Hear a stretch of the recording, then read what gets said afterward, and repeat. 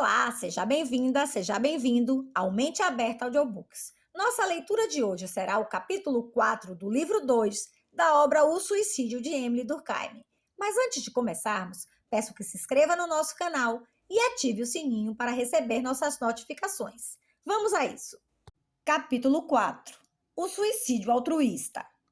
Na ordem da vida, nada é desmedidamente bom. Uma característica biológica só pode cumprir os fins aos quais deve servir sob condição de não ultrapassar certos limites.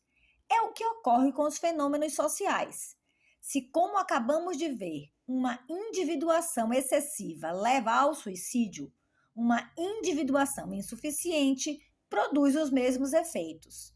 Quando é desligado da sociedade, o homem se mata facilmente e também se mata quando é integrado nela demasiado fortemente. 1. Foi dito algumas vezes que o suicídio era desconhecido pelas sociedades inferiores. É verdade que o suicídio egoísta, tal como acabamos de constituí-lo, não parece ser frequente nessas sociedades, mas há um outro que se encontra nelas em estado endêmico. Bartholin, em seu livro De Causes Contentae Mortis Adanis, conta que os guerreiros dinamarqueses consideravam vergonhoso morrer em seu leito, de velhice ou de doença, e se suicidavam para escapar a essa ignomínia. Os godos acreditavam também que os que morrem de morte natural são destinados a rastejar eternamente em antros cheios de animais venenosos. Nos limites das terras dos visigodos, havia um rochedo alto chamado Pedra dos Ancestrais, de cujo topo os velhos se precipitavam quando se cansavam da vida. Encontra-se o mesmo costume entre os trácios, os érulos, etc. Silvius Itálicos diz a respeito dos celtas espanhóis: é uma noção pródiga de seu sangue e muito propensa a apressar a morte. Depois que transpõe os anos de força florescente, o celta suporta com impaciência o passar do tempo e desdenha conhecer a velhice. O termo de seu destino está em suas mãos. Assim, atribuíam uma estada de delícias aos que se matavam e um subterrâneo terrível aos que morriam de doença ou decrepitude. O mesmo costume se manteve durante muito tempo na Índia. Talvez essa complacência para com o suicídio não estivesse nos Vedas, mas certamente era muito antiga. A propósito do suicídio do Brahma Nicalanos, Plutarco diz: sacrificou-se, levado pelo costume dos sábios da terra. E Quinto Curcio, há entre eles uma espécie de homens selvagens e grosseiros, aos quais se dá o nome de sábios.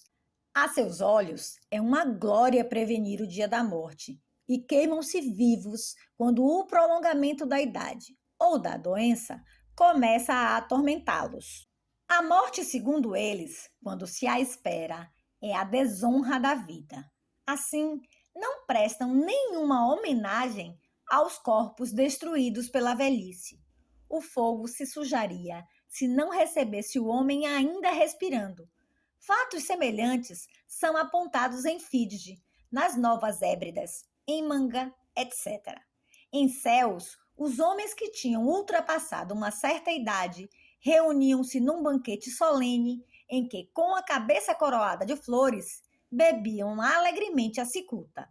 Encontram-se as mesmas práticas entre os trogloditas e entre os seres reputados, no entanto, por sua moralidade. Além dos velhos, sabe-se que, entre esses mesmos povos, as viúvas com frequência são obrigadas a se matar por ocasião da morte de seus maridos. Essa prática bárbara é tão inveterada nos costumes dos hindus que persiste apesar dos esforços dos ingleses. Em 1817, 706 viúvas se suicidaram apenas na província de Bengala e, em 1821, contaram-se 2.366 em toda a Índia. Em outros lugares, quando morre um príncipe ou um chefe, seus servidores são obrigados a não sobreviver a ele. Era o que ocorria na Gália. Os funerais dos chefes, segundo Henri Martin, eram hecatombes sangrentas em que se queimavam solenemente suas roupas, suas armas, seus cavalos, seus escravos favoritos, aos quais se juntavam os vassalos que não tinham sido mortos no último combate. Nunca um vassalo deveria sobreviver a seu chefe. Entre os achantes, com a morte do rei, seus oficiais têm a obrigação de morrer. Observadores encontraram o mesmo costume no Havaí. Portanto, o suicídio de certo é muito frequente entre os povos primitivos, mas apresenta então características muito particulares. Todos os fatos que acabam de ser relatados incluem-se, com efeito, numa das três categorias seguintes. Primeiro, suicídios de homens que chegam ao limiar da velhice ou são afetados por doenças. Segundo, suicídios de mulheres por ocasião da morte do marido. Terceiro, suicídios de clientes ou servidores por ocasião da morte de seus chefes. Ora, em todos esses casos, se o homem se mata, não é porque se arroga o direito, mas, o que é bem diferente, porque tem o dever. Quando falta essa obrigação, é punido com a desonra e também, na maioria das vezes, por castigos religiosos. Sem dúvida, quando nos falam de velhos que se matam, num primeiro momento, somos levados a acreditar que a causa esteja no cansaço ou nos sofrimentos comuns dessa idade. Mas, se na verdade esses suicídios não tivessem outra origem, se o indivíduo se matasse unicamente para se desvencilhar de uma vida insuportável, não seria obrigado a fazê-lo. Nunca se é obrigado a desfrutar de um privilégio. Ora, vimos que, quando ele insiste em viver, a estima pública se retira dele. Aqui, as honras comuns dos funerais lhe são recusadas. Ali, uma vida terrível supostamente o espera no além-túmulo. A sociedade, portanto, pesa sobre o indivíduo para levá-lo a se destruir.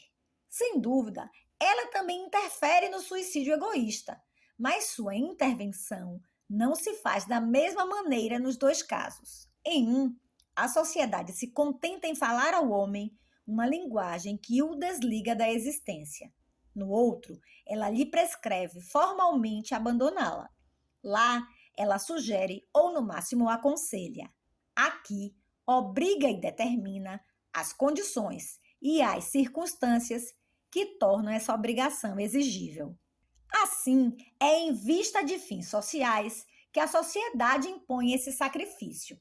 Se o cliente não deve sobreviver a seu chefe ou o servidor a seu príncipe, é porque a constituição da sociedade implica entre os vassalos e seus patrões, entre os oficiais e o rei, uma dependência tão íntima que exclui qualquer ideia de separação.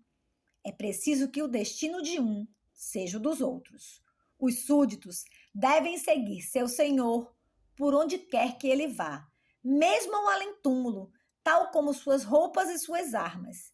Se pudesse conceber que fosse diferente, a subordinação social não seria tudo o que ela deve ser. O mesmo ocorre com a mulher em relação ao marido.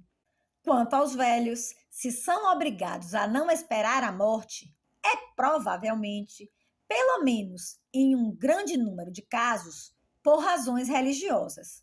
Com efeito, é no chefe da família que se supõe residir o espírito que a protege.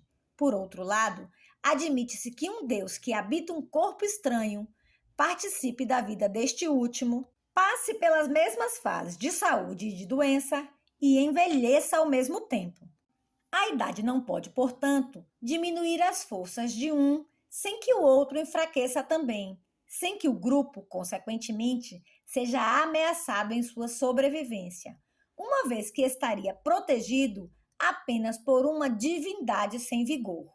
Por isso, no interesse comum, o pai é obrigado a não esperar o limite extremo da vida para transmitir a seus sucessores o depósito precioso cuja guarda lhe cabe.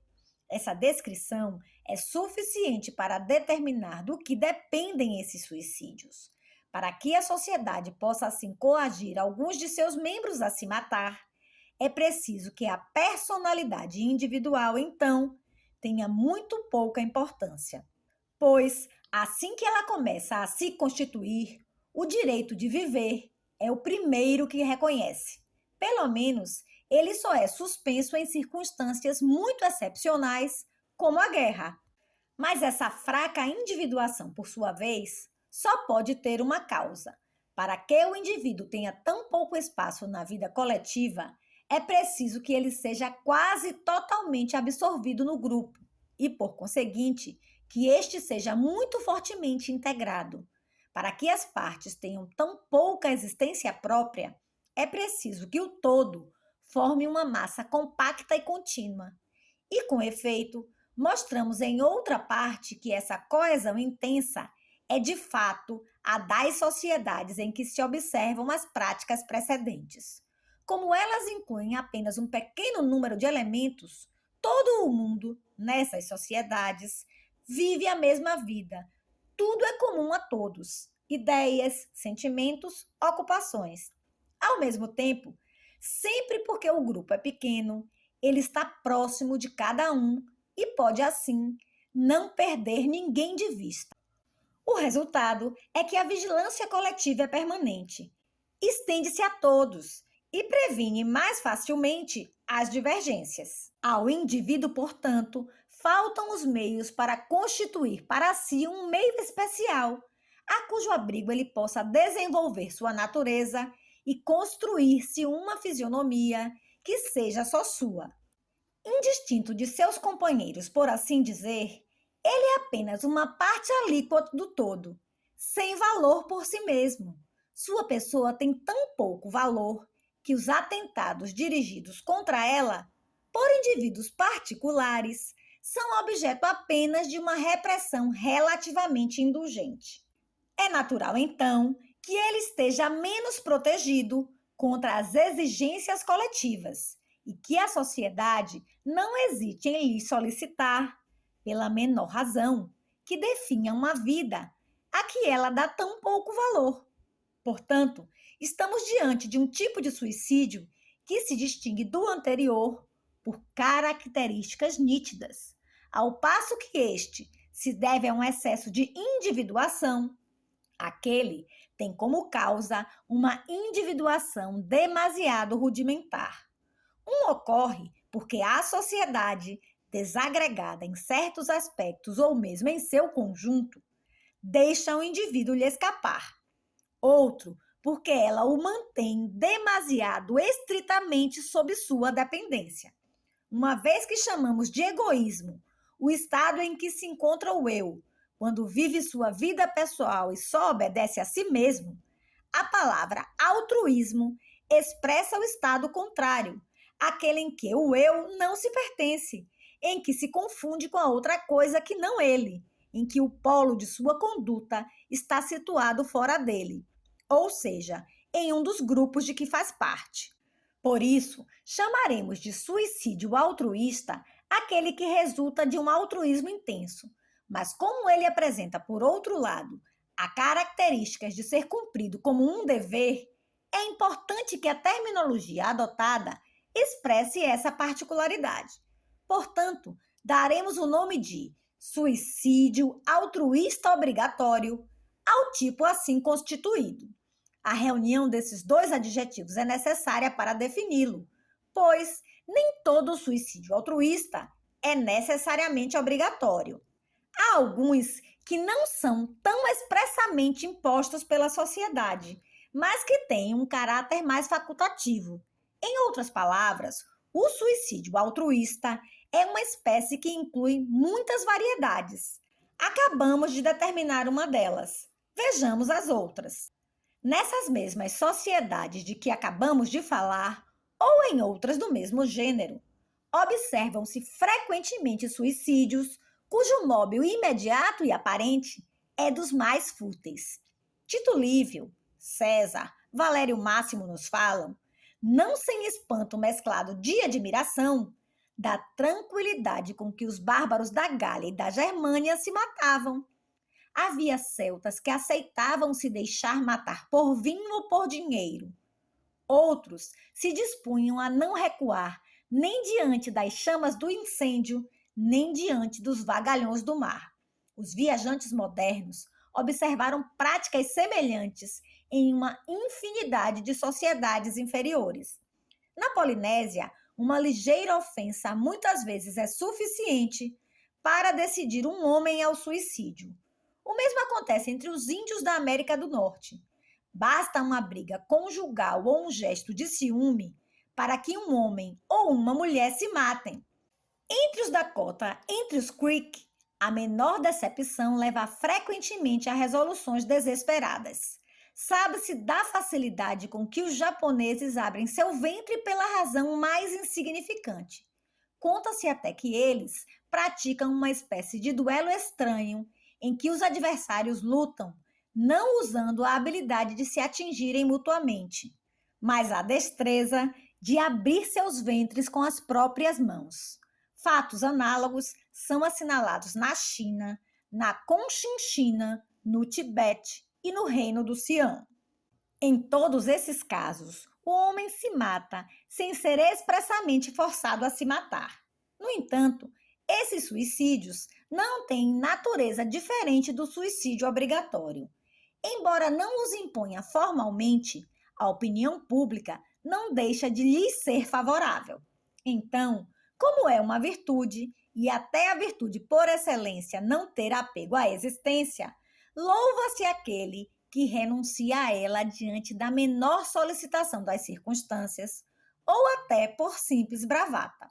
Um prêmio social está, assim, ligado ao suicídio, que por isso mesmo é incentivado, e a recusa dessa recompensa tem, embora em menor grau, os mesmos efeitos que um castigo propriamente dito. O que se faz em um caso para escapar a um estigma, faz-se no outro para conquistar mais estima. Quando alguém está habituado desde a infância a não fazer caso da vida e a desprezar os que lhe têm apego excessivo, é inevitável que se desfaça dela pelo mais leve pretexto. É fácil se decidir por um sacrifício que custa tão pouco.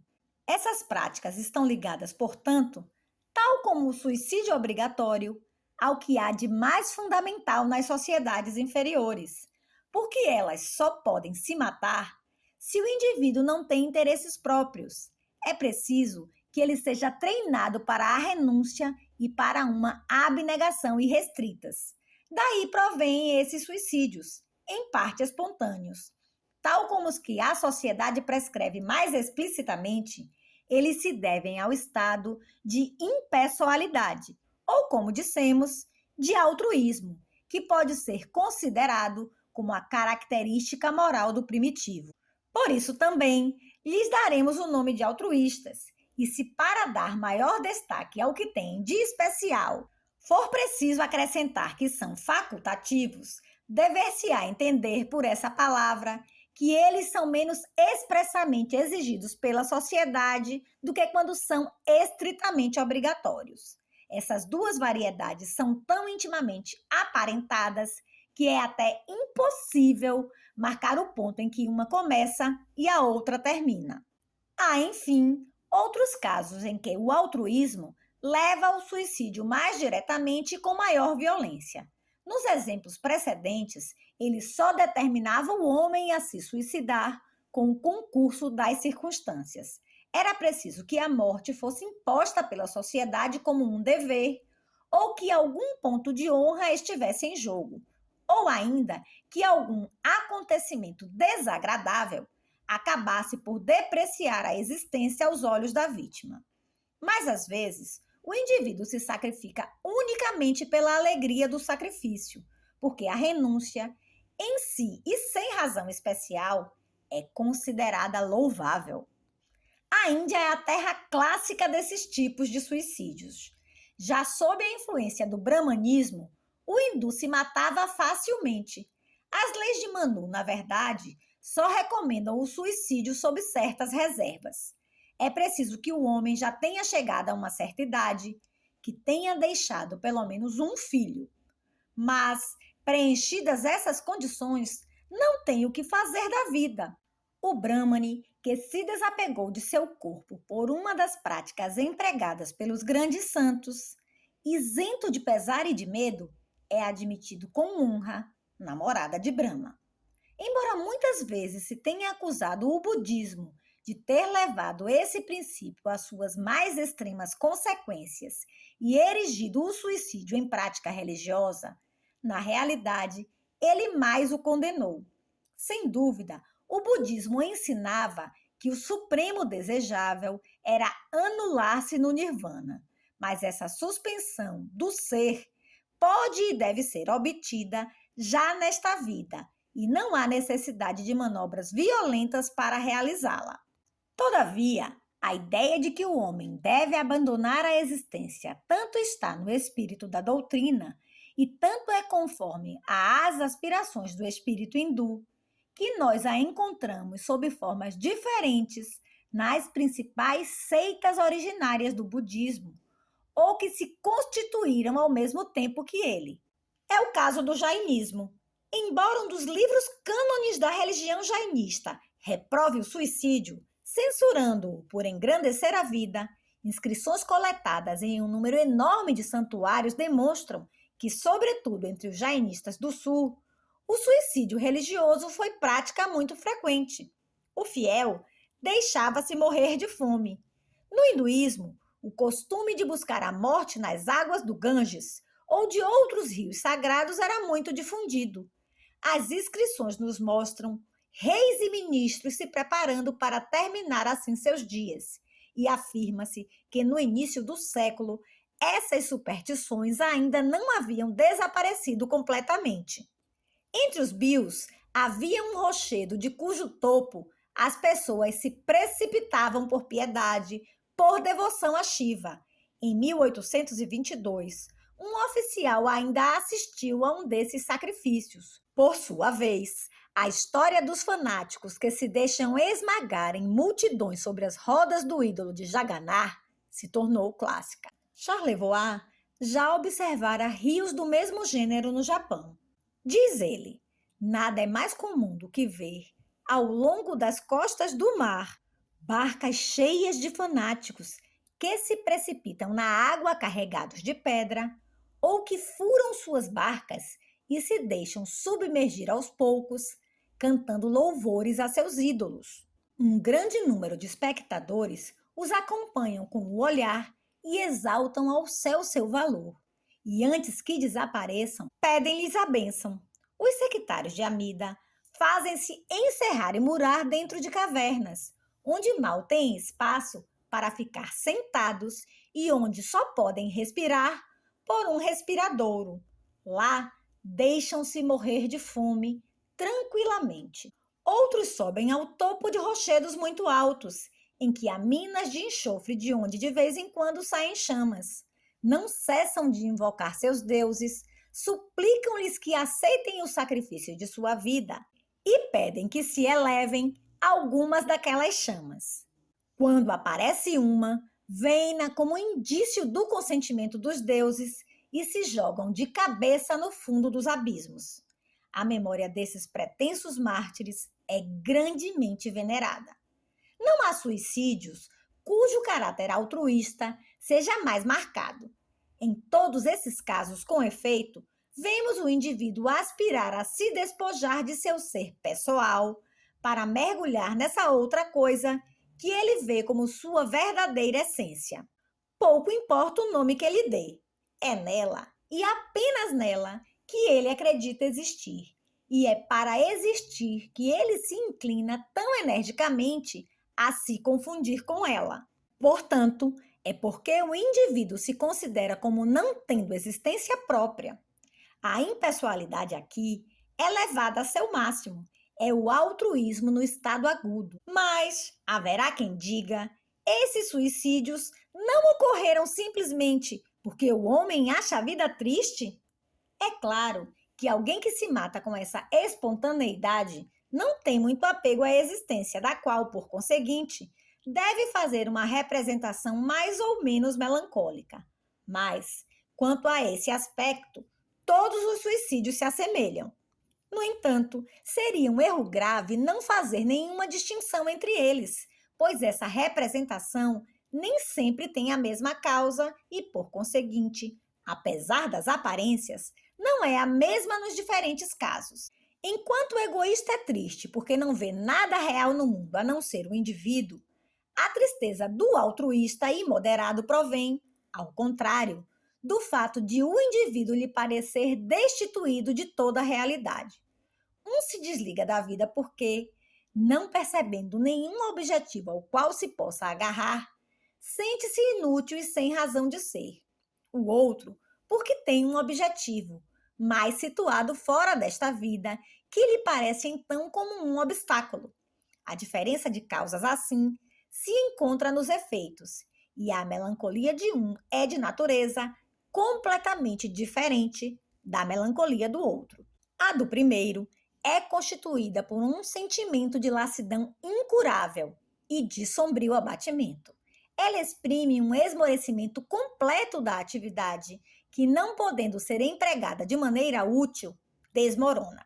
A do segundo, ao contrário, é constituída de esperança, pois está ligada justamente ao fato de, além desta vida, vislumbrarem-se mais belas perspectivas. Ela implica até o entusiasmo e os ímpetos de uma fé ávida por se satisfazer e que se afirma por atos de grande energia. De resto, por si só, a maneira mais sombria ou menos sombria pela qual um povo concebe a existência não é suficiente para explicar a intensidade de sua propensão ao suicídio. O cristão não se representa a sua permanência nesta terra sob um aspecto mais risonho do que o sectário de Gina. Vê nela apenas um tempo de provações dolorosas. Também julga que sua verdadeira pátria não é neste mundo. E, no entanto, sabe-se a aversão que o cristianismo professa e inspira pelo suicídio. É que as sociedades cristãs deixam ao indivíduo um espaço muito maior do que as sociedades anteriores. Atribuem-lhe deveres pessoais a seres cumpridos, aos quais lhe é proibido se furtar. É apenas de acordo com a maneira pela qual cumpre o papel que lhe incumbe neste mundo, que é admitido ou não às alegrias do além.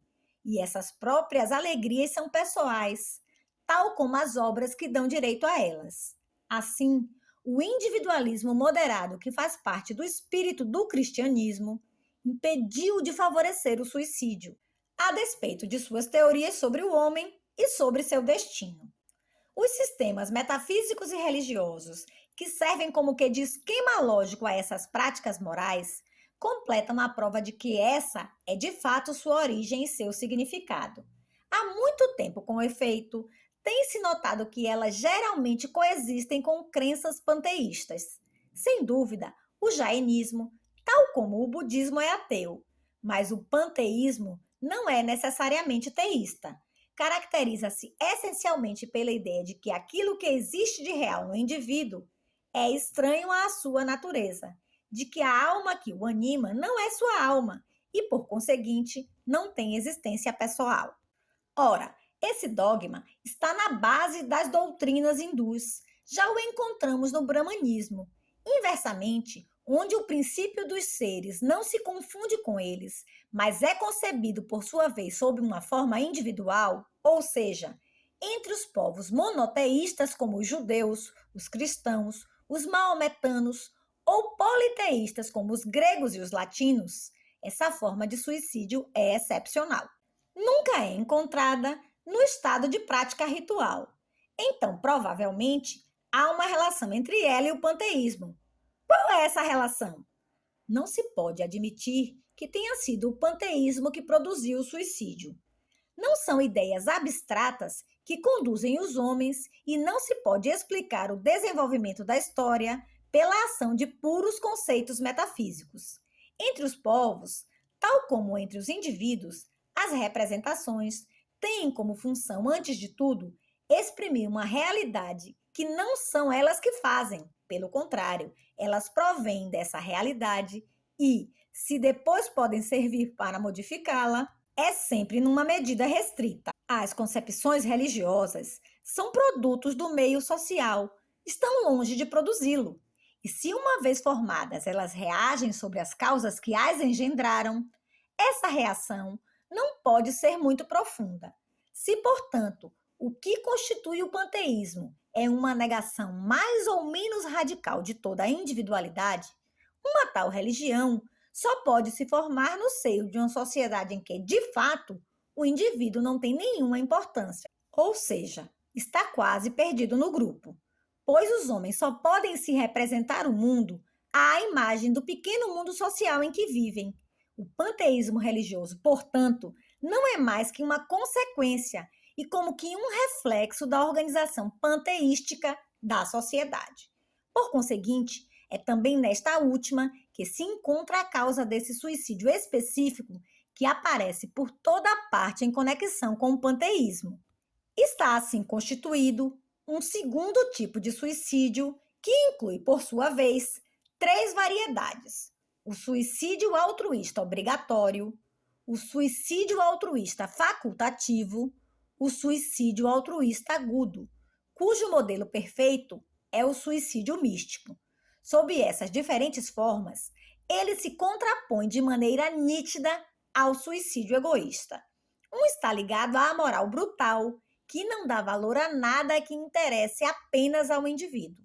O outro é solidário da ética refinada, que tanto exalta a personalidade humana que ela não pode mais se subordinar a nada.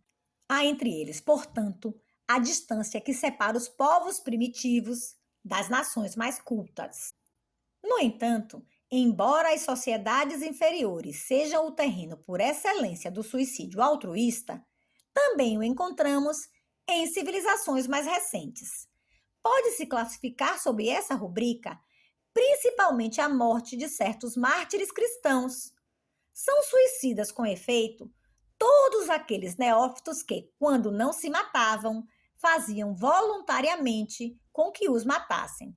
Se eles mesmos não se matavam, buscavam a morte com todas as forças e procediam de tal maneira que a tornavam inevitável. Ora, para que haja suicídio, basta que o ato, o qual deve inevitavelmente resultar em morte, tenha sido desempenhado pela vítima com conhecimento de causa. Por outro lado, a paixão entusiasta com que os fiéis da nova religião se apresentavam ao último suplício mostra que, naquele momento, tinham alienado completamente sua personalidade em favor da ideia da qual se tornaram servidores. É provável que as epidemias de suicídio que, em várias oportunidades, desolaram os mosteiros durante a Idade Média e que parecem ter sido determinadas por excessos de fervor religioso, tenham sido de igual natureza. Em nossas sociedades contemporâneas, como a personalidade individual está cada vez mais independente da sociedade coletiva, tais suicídios não poderiam ser muito difundidos. Pode-se dizer, sem dúvida, seja a respeito dos soldados que preferem a morte à humilhação da derrota, como o comandante Beaurepaire e o almirante Villeneuve, seja dos infelizes que se matam para evitar uma vergonha para a família, que eles estão cedendo a motivos altruístas.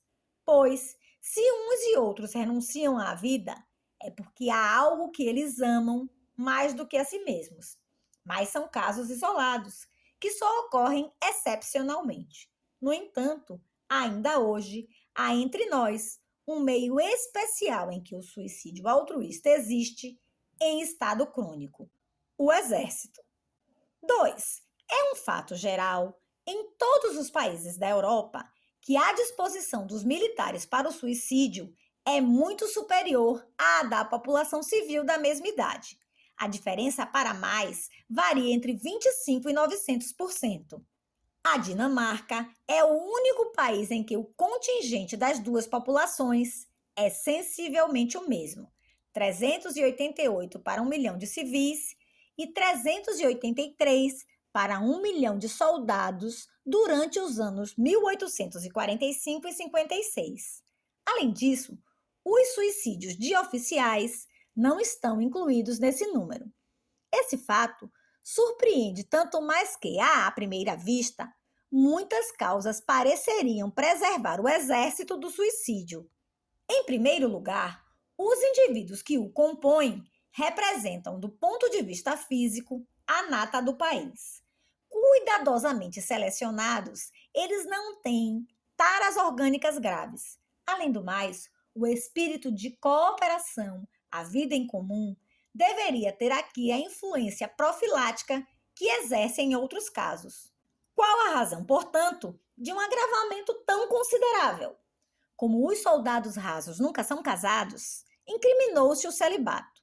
Mas, em primeiro lugar, o celibato não deveria ter no exército consequências tão funestas quanto na vida civil, pois, como acabamos de dizer, o soldado não é um isolado. Ele é membro de uma sociedade muito fortemente constituída e suscetível de, em parte, substituir a família.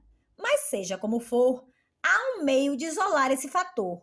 Basta comparar os suicídios de soldados com os dos solteiros da mesma idade. O quadro 21, cuja importância vemos mais uma vez, nos permite essa comparação.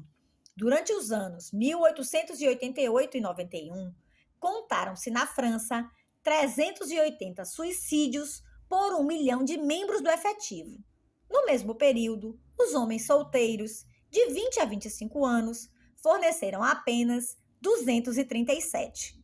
Para 100 suicídios de solteiros civis, houve, portanto, 160 suicídios militares, o que resulta num coeficiente de agravamento igual a 1,6, totalmente independente do celibato.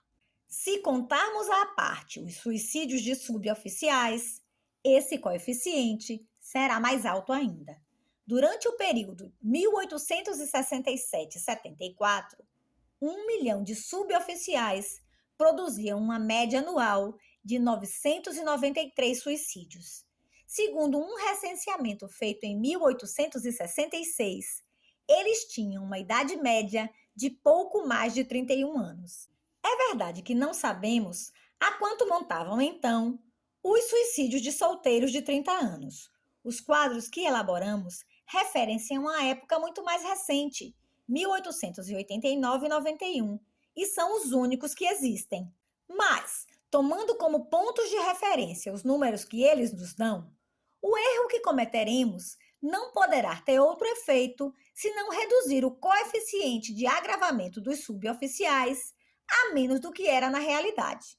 De fato, como o número de suicídios quase dobrou de um desses períodos para outro, a taxa de solteiros da idade considerada certamente aumentou.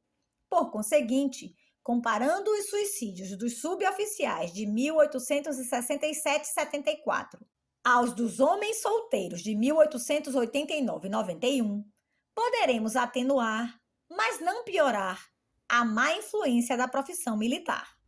Se, portanto, apesar desse erro, encontrarmos um coeficiente de agravamento, poderemos ter certeza não apenas de que ele é real, mas também de que é sensivelmente mais importante do que parecera de acordo com o cálculo. Ora, em 1889 e 91, 1 milhão de solteiros de 31 anos forneciam um número de suicídios entre 394 e 627, ou seja, por volta de 510. Esse número está para 993, como 100 está para 194, o que implica um coeficiente de agravamento de 1,94, que podemos quase elevar a 4, sem medo de superar a realidade. Enfim, o Corpo de Oficiais forneceu, de 1862 a 1878, uma média de 430 suicídios por 1 milhão de indivíduos. Sua idade média, que não deve ter variado muito, era em 1866 de 37 anos e 9 meses. Como muitos deles são casados, não devem ser comparados aos homens solteiros dessa idade, mas ao conjunto da população masculina, solteiros e casados somados. Ora, aos 37 anos, em 1863-68, 1 milhão de homens de todos os estados civis produziam pouco mais de 200 suicídios. Esse número está para 430, como 100 está para 215, o que dá um coeficiente de agravamento de 2,15, que em nada depende do casamento ou da vida em família. Esse coeficiente que, segundo os diferentes graus da hierarquia, varia de 1,6 a cerca de 4, evidentemente só pode ser explicado por causas próprias à situação militar. Na verdade, só estabelecemos sua existência na França. Para os outros países, faltam-nos os dados necessários para isolar a influência do celibato. Mas, como o exército francês é justamente o menos afetado da Europa pelo suicídio, com a única exceção da Dinamarca, pode-se ter certeza de que o resultado precedente é geral, e mesmo que deve ser até mais acentuado nos outros estados europeus. Qual a causa a que devemos atribuí-lo? Pensou-se no alcoolismo, que, segundo se diz, assola mais violentamente o exército do que a população civil. Mas, em primeiro lugar, se o alcoolismo, conforme mostramos, não tem influência definida sobre a taxa de suicídios em geral, não poderia tê-la maior sobre a taxa de suicídios militares em particular. Em seguida, aos poucos anos que dura o serviço militar, 3 anos na França e 2 anos e meio na Prússia, não seriam suficientes para produzir um número de alcoólicos inveterados suficientemente grande para que se pudesse explicar dessa maneira o enorme contingente que o exército fornece ao suicídio. Enfim, até mesmo segundo os observadores que atribuem a maior influência ao alcoolismo, apenas 1/10 dos casos lhe seria imputável. Por conseguinte, mesmo que os suicídios alcoólicos fossem 2 ou até 3 vezes mais numerosos entre os soldados do que entre os civis da mesma idade, o que não está demonstrado, sempre restaria um excedente considerável de suicídios militares, para os quais seria preciso buscar uma outra origem. A causa invocada com maior frequência é a aversão pelo serviço militar. Essa explicação está de acordo com a concepção corrente que atribui o suicídio às dificuldades da existência, pois os rigores da disciplina, a ausência de liberdade, a privação de todo o conforto fazem com que se tenda a considerar a vida da caserna particularmente intolerável. Para dizer a verdade, tudo indica que há muitas outras profissões mais duras e que, no entanto, não reforçam a propensão ao suicídio. Pelo menos, o soldado tem sempre a garantia de ter um abrigo e alimentação suficiente. Mas seja qual for a validade dessas considerações, os seguintes fatos demonstram a insuficiência dessa explicação simplista.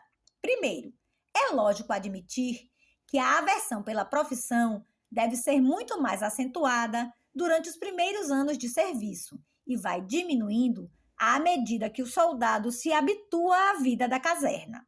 Ao cabo de um certo tempo, deve produzir-se um ajustamento, seja por efeito do costume, seja porque os indivíduos mais refratários desertaram ou se mataram. E esse ajustamento deve tornar-se tanto mais completo quanto mais se prolonga a permanência sob as bandeiras. Se, portanto, fosse a mudança de hábitos e a impossibilidade de se adaptar à nova existência que determinasse a disposição especial dos soldados para o suicídio, deveríamos ver o coeficiente de agravamento diminuir à medida que se prolongasse o seu tempo com as armas. Ora, isso não acontece, conforme prova o quadro que se segue. Na França, em menos de 10 anos de serviço, a taxa de suicídio quase triplica, ao passo que, para os solteiros civis, durante esse mesmo tempo, ela passa apenas de 237 para 394. Nos exércitos ingleses da Índia, ela se torna em 20 anos 8 vezes mais alta. Nunca a taxa dos civis sobe tão depressa. É prova de que o agravamento próprio ao exército não se localiza nos primeiros anos. Ao que parece, o mesmo não ocorre na Itália. É verdade que não temos os números proporcionais relacionados ao efetivo de cada contingente, mas os números brutos são sensivelmente os mesmos para cada um dos 3 anos de serviço. 15,1 para o primeiro, 14,8 para o segundo, 14,3 para o terceiro. Ora, é certo que o efetivo diminui de ano para ano em virtude das mortes, das reformas, das dispensas, etc. Portanto, os números absolutos só poderão ter se mantido no mesmo nível se os números proporcionais tiverem aumentado sensivelmente. Não é improvável, portanto, que em alguns países tenha havido no início do serviço um certo número de suicídios devido realmente à mudança de vida. Com efeito, há relatos de que na Prússia os suicídios são excepcionalmente numerosos nos 6 primeiros meses. Também na Áustria, em 1.000 suicídios, há 156 cometidos durante os 3 primeiros meses, número certamente muito considerável. Mas esses fatos nada têm de inconciliável com os precedentes, pois é muito possível que, além do agravamento temporário que se produz durante esse período de perturbação, haja um outro ligado a causas completamente diferentes e que vá aumentando de acordo com uma lei análoga à que observamos na França e na Inglaterra. De resto, na própria França, a taxa do segundo e do terceiro ano é ligeiramente inferior à do primeiro, o que, no entanto, não impede o avanço posterior. Segundo, a vida militar é muito menos penosa, a disciplina menos rigorosa para os oficiais e os suboficiais do que para os soldados rasos. O coeficiente de agravamento das duas primeiras categorias deveria, portanto, ser inferior ao da terceira. Ora, o que acontece é o contrário. Já ouvimos para a França. O mesmo fato se verifica nos outros países. Na Itália, os oficiais apresentavam, durante os anos 1871-75, uma média anual de 565 casos para 1 milhão, ao passo que a tropa contava apenas 230, Morcelli. Para os suboficiais, a taxa é ainda muito maior, superando 1.000 por 1 milhão. Na Prússia, enquanto os soldados rasos apresentam apenas 560 suicídios por 1 milhão, os suboficiais fornecem 1.140. Na Áustria, há um suicídio de oficial para 9 suicídios de soldados rasos, ao passo que, evidentemente, há muito mais de 9 homens de tropa por oficial. Também, embora não haja um suboficial para cada 2 soldados, há um suicídio dos primeiros para 2,5 dos segundos. Terceiro, a aversão pela vida militar deveria ser menor entre os que a escolhem livremente e por vocação. Os engajados voluntários e os reengajados deveriam, portanto, apresentar menor disposição para o suicídio. Muito pelo contrário, ela é excepcionalmente forte. Pelas razões que mencionamos, esses coeficientes calculados com relação aos solteiros de 1889 e 91, certamente são mais baixos do que na realidade. A intensidade, principalmente da propensão manifestada pelos reengajados, é notável, uma vez que eles permanecem no exército depois de terem tido a experiência da vida militar. Assim, os membros do exército mais atingidos pelo suicídio são também os que têm maior vocação para essa carreira, que estão mais bem adaptados às suas exigências e mais protegidos contra os aborrecimentos e inconvenientes que ela possa apresentar. Portanto, o coeficiente de agravamento especial a essa profissão tem como causa não a aversão que ela inspira, mas, pelo contrário, o conjunto de condições, hábitos adquiridos ou predisposições naturais que constituem o espírito militar. Ora, a primeira qualidade do soldado é uma espécie de impessoalidade que não se encontra no mesmo grau em nenhuma parte da vida civil. É preciso que ele seja treinado a dar pouca importância à sua pessoa, uma vez que deve estar pronto a sacrificá-la assim que isso lhe seja ordenado. Mesmo fora dessas circunstâncias excepcionais, em tempo de paz e na prática cotidiana da profissão, a disciplina exige que ele obedeça sem discutir e até, às vezes, sem compreender. Mas para isso, é necessário que haja uma abnegação intelectual pouco compatível com o individualismo. É preciso ter pouco apego à sua individualidade para se conformar tão docilmente a impulsos externos. Em suma, o princípio da conduta do soldado está fora dele, o que é característico do estado de altruísmo. Aliás, de todas as partes que constituem nossas sociedades modernas, o exército é a que mais lembra a estrutura das sociedades inferiores. Também ele consiste num grupo denso e compacto que cinge intensamente o indivíduo e o impede de ter movimento próprio. Portanto, uma vez que essa constituição moral é o terreno natural do suicídio altruísta, há razão para supor que o suicídio militar tem essa mesma característica e provém da mesma origem. Assim se explicaria por que o coeficiente de agravamento aumenta com a duração do serviço militar. É que essa disposição à renúncia, esse gosto pela impessoalidade, se desenvolvem em consequência de um treinamento mais prolongado. Também, como o espírito militar é necessariamente mais forte entre os reengajados e os graduados do que entre os soldados rasos, é natural que os primeiros sejam mais especialmente inclinados ao suicídio do que os segundos.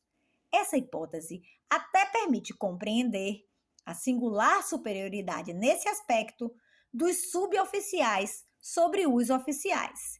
Se eles se matam mais, é porque não há outra função que exija no mesmo grau o hábito da submissão e da passividade. Por mais disciplinado que seja, o oficial deve, numa certa medida, ter capacidade de iniciativa. Ele tem um campo de ação mais amplo, portanto, uma individualidade mais desenvolvida. As condições favoráveis ao suicídio altruísta são, portanto, menos completamente realizadas nele do que no suboficial. Tendo um sentimento mais claro do que vale sua vida, ele é menos levado a se desfazer dela. Além de dar conta dos fatos expostos anteriormente, essa explicação é confirmada pelos que se seguem. Primeiro, conclui-se do quadro 23 que o coeficiente de agravamento militar é tanto mais alto quanto menor a propensão do conjunto da população civil ao suicídio e vice-versa. A Dinamarca é a terra clássica do suicídio. E lá, os soldados não se matam mais do que o resto dos habitantes. Os estados mais fecundos em suicídios são, a seguir, a Saxônia, a Prússia e a França. O exército não é muito afetado e o coeficiente de agravamento varia entre 1,25 e 1,77. Ao contrário, ele é muito considerável na Áustria, na Itália, nos Estados Unidos e na Inglaterra, países em que os civis se matam muito pouco. Rosenfield, no artigo já citado, ao proceder a uma classificação dos principais países da Europa do ponto de vista do suicídio militar, sem pensar, aliás, em tirar qualquer conclusão teórica dessa classificação, chegou aos mesmos resultados. Aqui está com efeito em que ordem ele coloca os diferentes estados com os coeficientes que calculou. Com exceção de que a Áustria deveria vir antes da Itália, a inversão é absolutamente regular. Ela se observa de maneira mais notável no interior do Império Austro-Húngaro. Os corpos do exército que têm o coeficiente de agravamento mais elevado são os que mantêm guarnições nas regiões em que os civis desfrutam da maior imunidade e vice-versa. Só há uma exceção, a do território de Innsbruck, em que a taxa de civis é baixa e o coeficiente de agravamento é apenas médio. Também na Itália, Bolonha é o distrito militar em que os soldados se matam menos, 180 suicídios por 1 milhão. É também a região em que os civis se matam mais, 89,5. A Puglia e os Abruzos, ao contrário, contam muitos suicídios militares, 370 e 400 por 1 milhão, e apenas 15 ou 16 suicídios civis. Podem-se fazer observações análogas na França. O governo militar de Paris, com 260 suicídios por 1 milhão, está bem abaixo do corpo de exército da Bretanha, que tem 440. Até em Paris, o coeficiente de agravamento deve ser insignificante, uma vez que no Seine, 1 milhão de solteiros de 20 a 25 anos produz 214 suicídios. Esses fatos provam que as causas do suicídio militar, além de diferentes, são inversamente proporcionais às que mais contribuem para determinar os suicídios civis. Ora, nas grandes sociedades europeias, estes últimos devem-se, sobretudo, à individuação excessiva que acompanha a civilização. Os suicídios militares devem depender, portanto, da disposição contrária, ou seja, de uma individuação fraca ou do que chamamos de estado de altruísmo. De fato, os povos cujo exército é mais propenso ao suicídio também são os menos avançados e cujos costumes mais se aproximam do que se observam nas sociedades inferiores.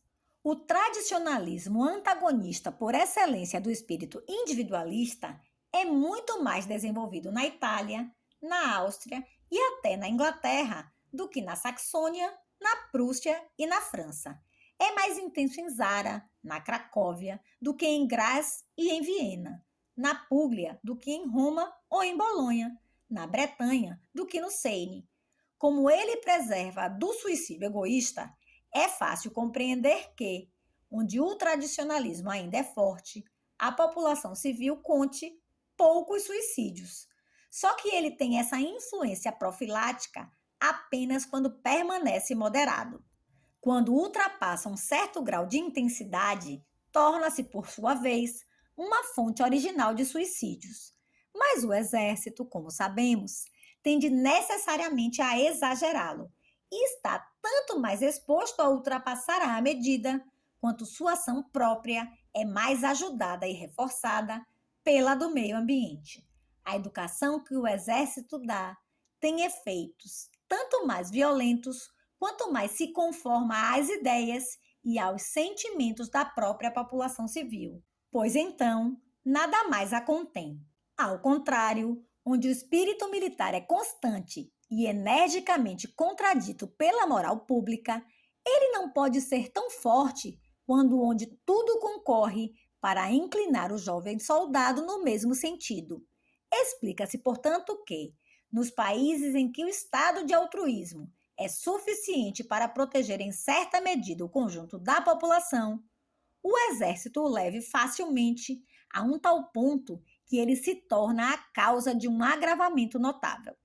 Segundo, em todos os exércitos, as tropas de elite são aquelas em que o coeficiente de agravamento é mais alto. Esse último número, por ter sido calculado com relação aos solteiros de 1889-91, é muito baixo e, no entanto, é bem superior ao das tropas ordinárias.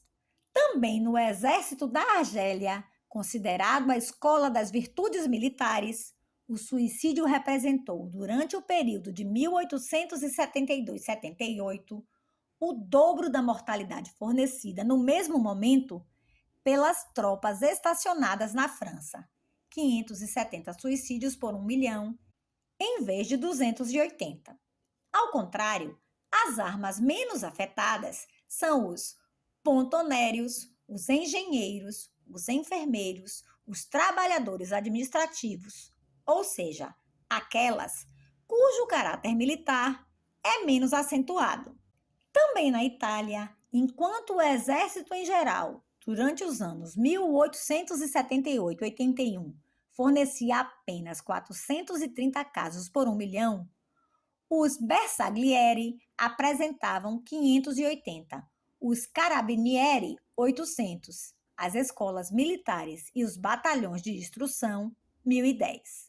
Ora, o que distingue as tropas de elite é o grau intenso que nelas atinge o espírito de abnegação e de renúncia militar.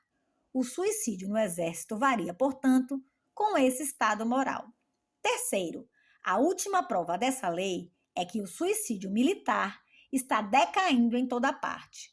Na França, em 1862, havia 630 casos por 1 milhão. Em 1980, não há mais do que 280. Pretendeu-se que esse decréscimo se devesse às leis que reduziram a duração do serviço, mas esse movimento de regressão é bem anterior à nova lei do recrutamento. Tem sido contínuo desde 1862, salvo um recrudescimento bastante importante de 1882 a 1888.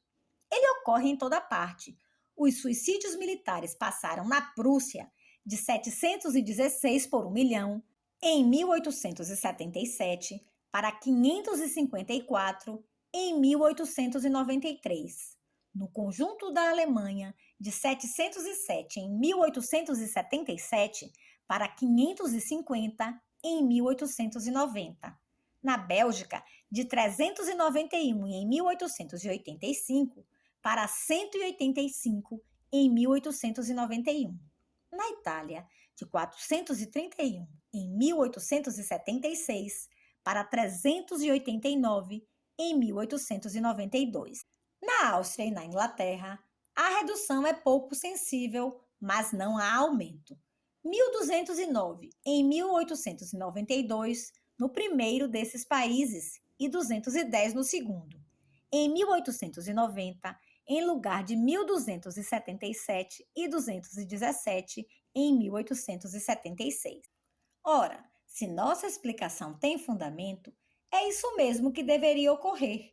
Com efeito, constata-se que, durante o mesmo período, em todos esses países, produziu-se um recuo do antigo espírito militar.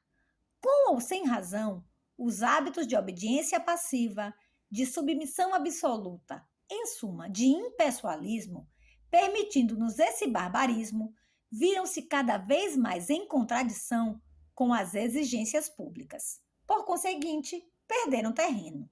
Para satisfazer as novas aspirações, a disciplina tornou-se menos rígida, oprimindo menos o indivíduo. Aliás, é de se notar que nessas mesmas sociedades e durante o mesmo período, os suicídios civis só aumentaram. É mais uma prova de que sua causa é de natureza contrária à que provoca geralmente a disposição específica dos soldados. Tudo prova, portanto, que o suicídio militar não é mais que uma forma de suicídio altruísta. Certamente não estamos querendo dizer que todos os casos particulares que se produzem nos regimentos têm esse caráter e essa origem. O soldado, ao vestir a farda, não se torna um homem inteiramente novo. Os efeitos da educação que recebeu, da existência que levou até então, não desaparecem como que por encanto. E, por outro lado, ele não está isolado do resto da sociedade a ponto de não participar da vida comum.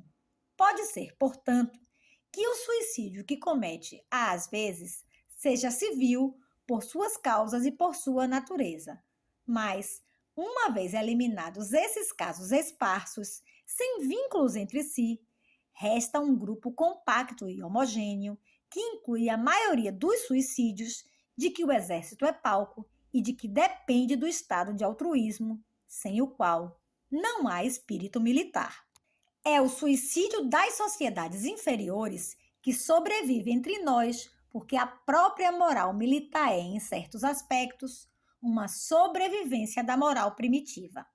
Sob a influência dessa predisposição, o soldado se mata pela menor contrariedade, pelas razões mais supérfluas, por uma recusa de licença, por uma advertência, por uma punição injusta, por uma suspensão de promoção, por uma questão de ponto de honra, por uma crise de ciúme passageira ou até simplesmente porque presenciou ou ficou sabendo de outros suicídios.